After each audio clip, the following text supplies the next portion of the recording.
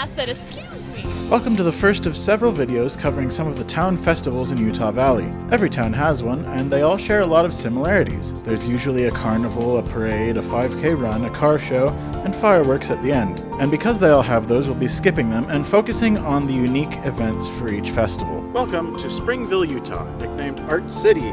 Now, why is it called that? It's probably because this is here, Utah's first art museum. But does it go deeper than that? I don't know. Maybe. I guess there is this quilt shop. That's art.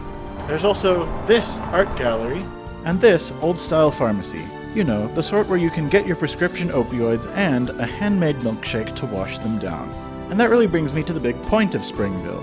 It's full of arts, neighborhoods, and farms, almost to the point of excluding anything else. It's still a small town. And that's what Art City Days is all about.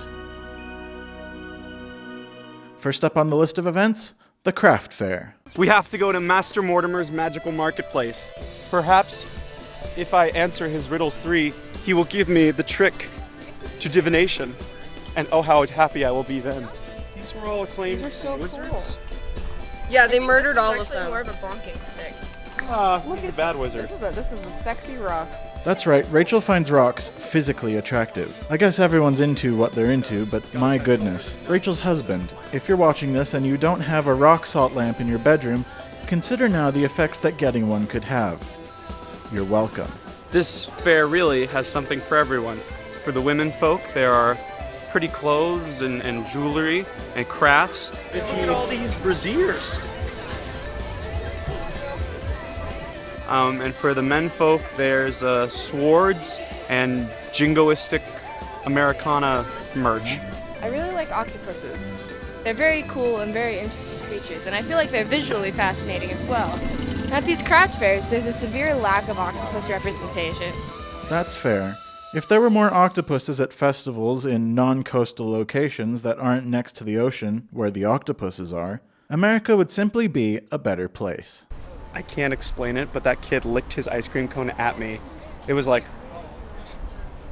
And I was like, oh, I'm just trying to enjoy the fair, good sir.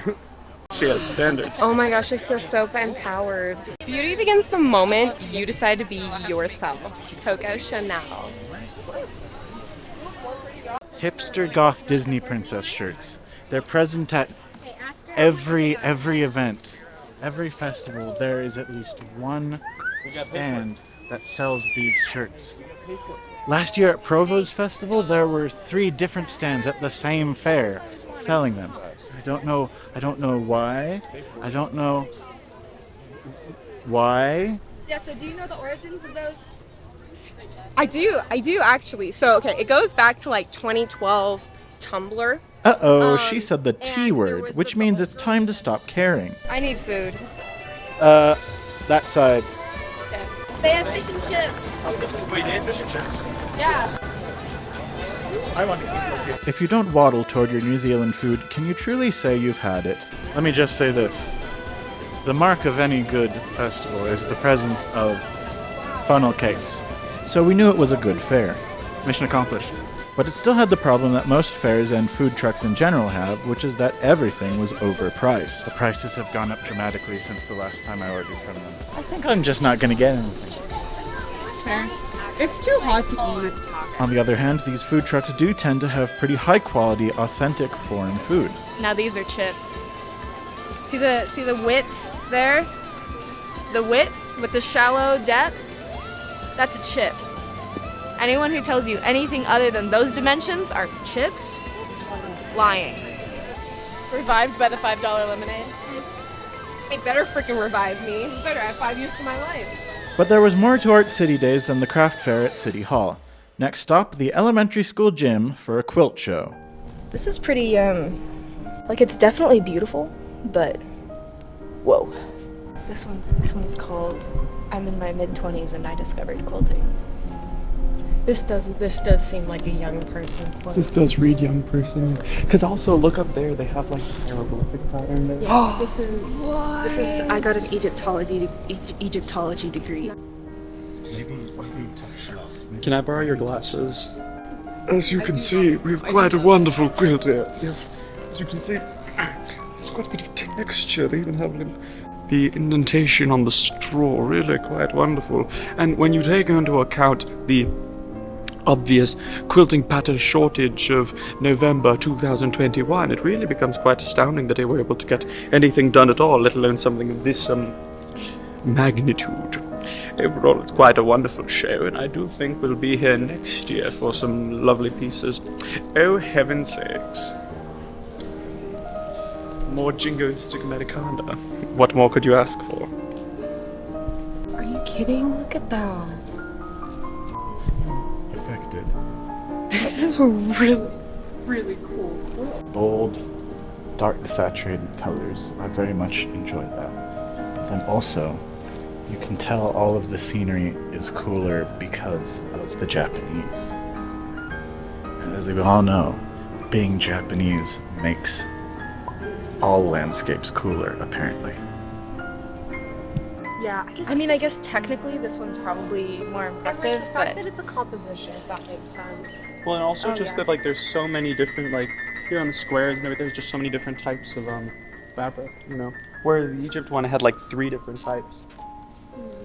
Yeah, and then this. Yeah, This that's really impressive. Again, I just love that fabric. I feel like that fabric came first. And it has embroidery in it, which I'm partial to. Yeah. It's something about the colors. I agree. What's next, Gabe? Good transition, Alyssa.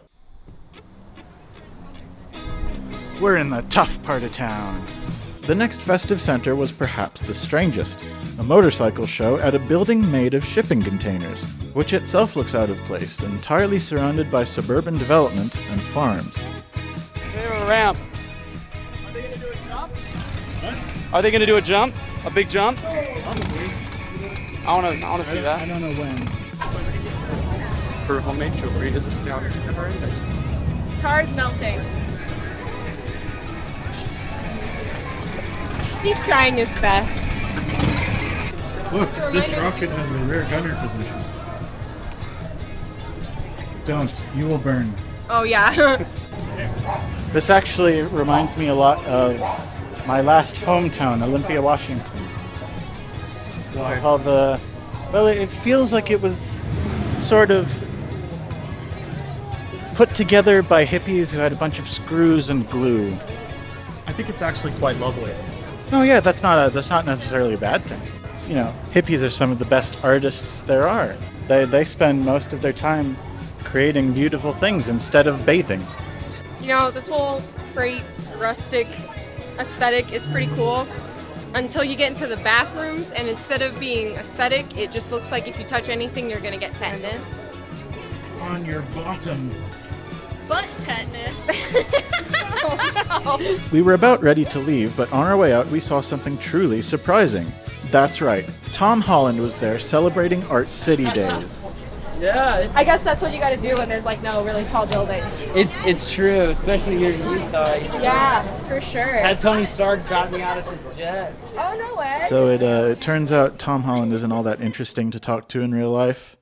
Utah could stand to learn from Arizona in this regard. I would like to have these. Misters are everywhere. gorgeous. Yeah.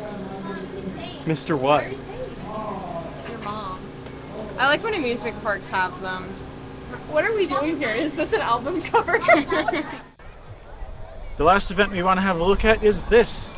It's very unique. I don't think any of the other towns do anything similar to it. It is a duct tape regatta. You sign up, and each team is given a certain amount of cardboard and duct tape. The winner is whoever can paddle to a certain point and back without sinking first. We didn't sign up. I don't like water. There it is.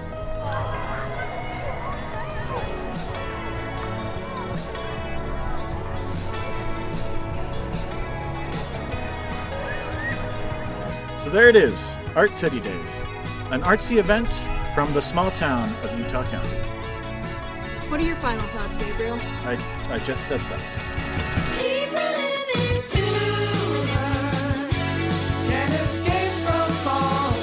Austin is a huge Mystery Incorporated fanboy. Guess which character's his favorite? Guess. It's Guess. Austin always identifies with the character who is a himbo. Austin is many things, and one of them is undoubtedly a himbo. Brain of a tadpole, body of a fridge. That joke wasn't meant for you.